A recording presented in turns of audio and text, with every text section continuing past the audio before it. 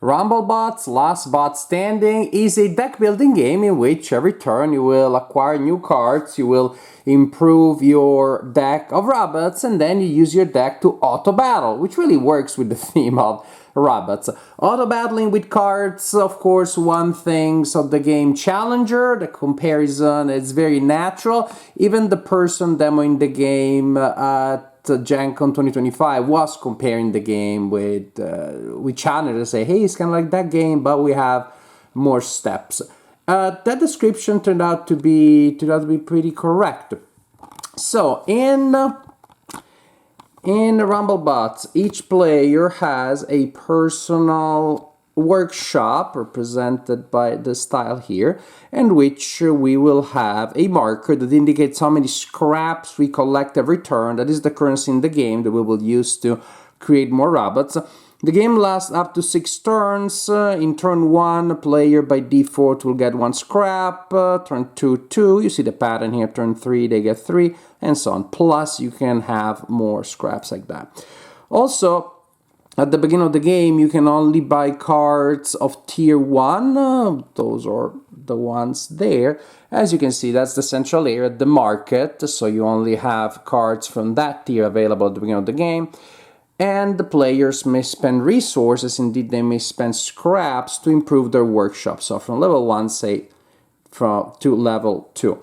The first time that a player upgrades their workshop so that they are now able to get cards of rank 2, then you reveal cards from there and you improve the market that way.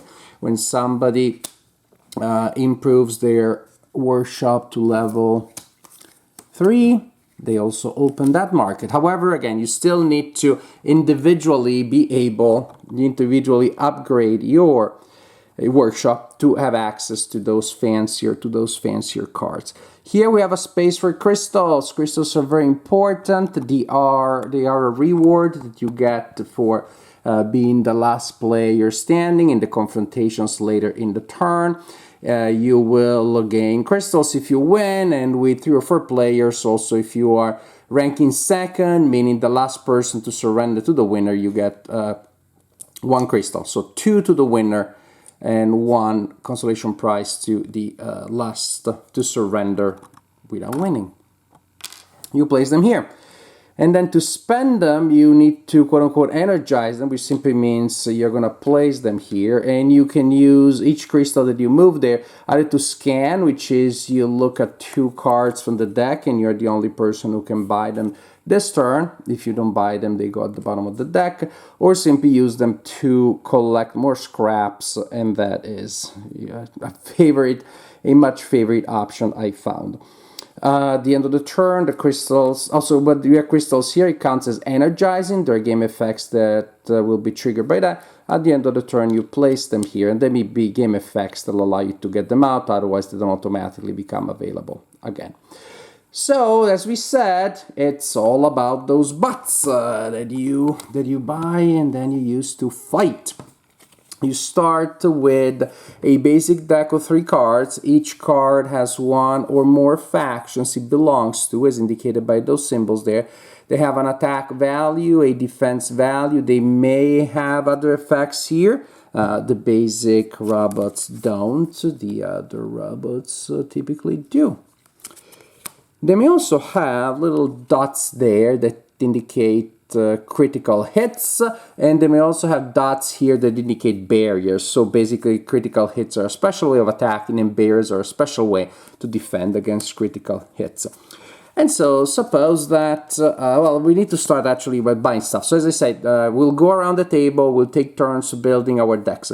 I can spend my scraps that I have here to buy new robots. I can also discard out of the game cards from my deck, remove them from my game to generate more scraps.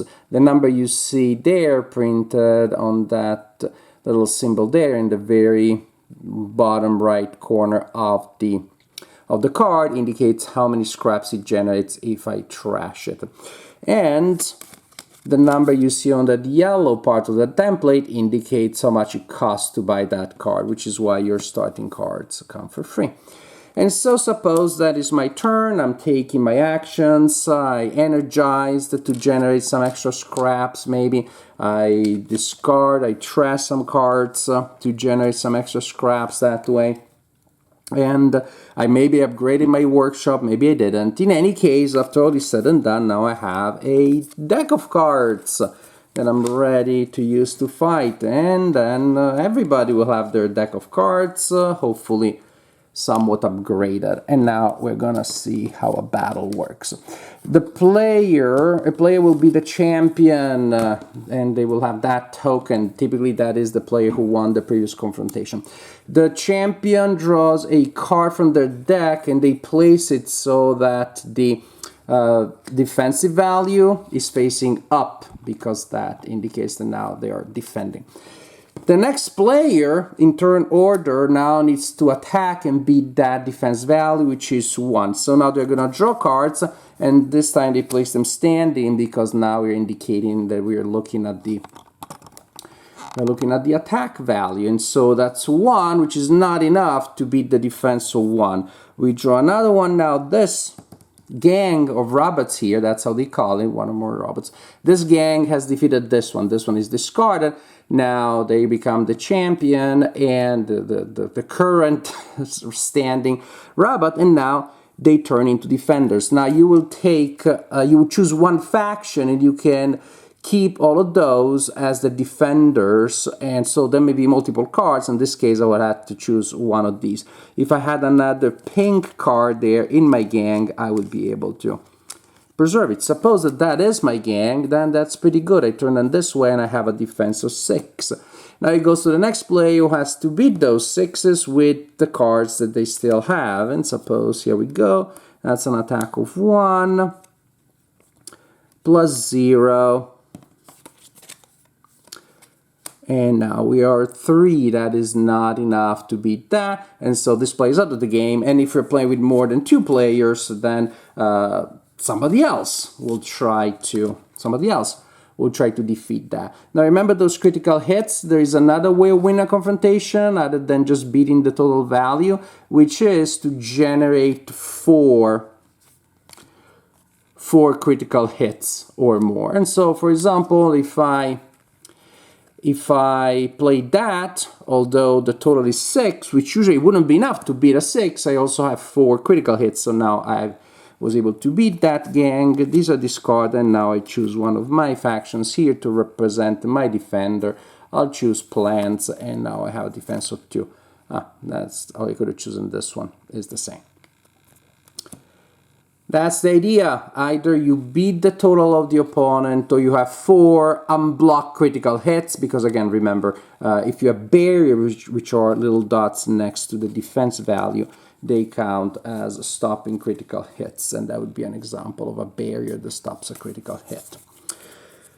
So that's the idea. There will be one player who is defending, and the other players take turns fighting that one, and you go around until all players have played all their cards, and at that point there will only be one undefeated player. That player is the winner of that round. They collect 2 crystals. The last player to surrender to the winner collects a crystal, as we said. And you continue like this, buying, improving your deck, fighting round after round. As I said, the game can last up to 6 rounds. If at any point at the end of a round the player has 6 crystals more than anybody else, then they win the game immediately. They have such a big lead. Otherwise, you play a 6th round, a showdown, which has some special rules, which pretty much mean that you don't have to follow some of the restrictions you had to follow earlier, such as cannot build more than 2 robots per round.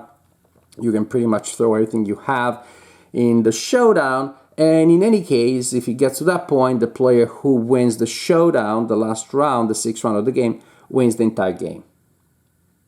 The art is cute, the theme is cute, the production values are good, but my group and I did not enjoy Rumblebots. We played it with 4, maybe a lower number of players. It flows better, but it just felt choppy. Just felt like there was a lot of downtime, and the various parts of the game didn't organically lead one to the other. We have to still do the building of the deck sequentially because that may affect what cards are available, and then you're just waiting until the other person is micromanaging their deck, because one scrap of difference, it makes a huge difference. The economy is very tight, you only have so many turns, and so you want to make sure that you're not wasting a single scrap or not throwing away a single card that may be worth it. There are incentive here to really be careful in how you build your deck, which delays gameplay, and there's nothing for you to do because the market may change dramatically based on what the other player is going to do. So I have to think my turn pretty much at the beginning of my turn. And then the battle phases. The battle phases, again, it feels very similar to that one in Challengers. I think it's a very natural, very fair comparison in Challengers, with more steps, just with more steps, a little more complicated. It's easy to forget about the critical hits, and then you remember, you wonder, would that have affected anything? And there are just so many other effects that you have to take into account that for all intents and purposes, it just felt very similar to Challengers, but with more steps to get to kind of the same place, which of course is negative. I want to get to the same place in a smoother way. And then when it comes to the battling, again, of course, there is a significant random element, which is okay in an auto-battling card game. But I did so much work in building my deck that then that extra random element is bothersome when compared to a game where I'm just choosing my cards and quickly then auto-battling them. And that happens. So basically, Challengers to me has a much better synergy between the building element and the auto-battling element. Here it almost feels like you have two individual games and you take a break from one that has many breaks and moments of downtime to then play the other one that also has moments of breaks and moments of downtime. Also, there is something that is unconvincing to me about the reward system. This game seems to have a positive feedback loop in the sense that the better you do, the more resources you have. There are some elements, some minor catch-up mechanisms, like if you're behind in crystals, you get an extra scrap, that sort of thing. But some of the most powerful robots have such nasty effects that if a player gets them, then it's very, very hard for the other players to catch up. If they create an engine there, it's pretty much, it's very hard to break, and it just feels like the better you do, the better you're bound to do, and the gap between those that were behind and those who are ahead is gonna keep getting bigger and bigger. My point is there's even a robot that forces the other players' workshops to degrade. And we should know by now the players have loss aversion. It's no fun to lose what you spent maybe half of your turn and several of your robots to gain, and then somebody else just bumps down the game effect, which limits your agency. It's not just that you're less likely to win, there's less stuff that you can buy, your deck is not as fun to use. So there's also that strange element that it seems that the reward system will help players who are stronger earlier become stronger as the game goes, and that happened to me. Well, as you guess, I wasn't the stronger players, and I started feeling increasingly detached from the game and having less interest. Again, when I was already struggling, trying to ignore all the moments where I was just sitting there and do nothing, waiting for my turn to build my deck, and then waiting for my turn to auto-battle. In a world that doesn't have challengers in it, maybe I would be more enthusiastic about this game, but we do live in a world that has challengers. So to scratch the auto battle itch, you have that game that is smooth and plays well and keeps you engaged all the time. And then you have Rumblebots, which in my opinion tries to do something different. They wanted to add more complexity possibly, but the result is one that is more complicated rather than more complex, and just to me not as fun to play.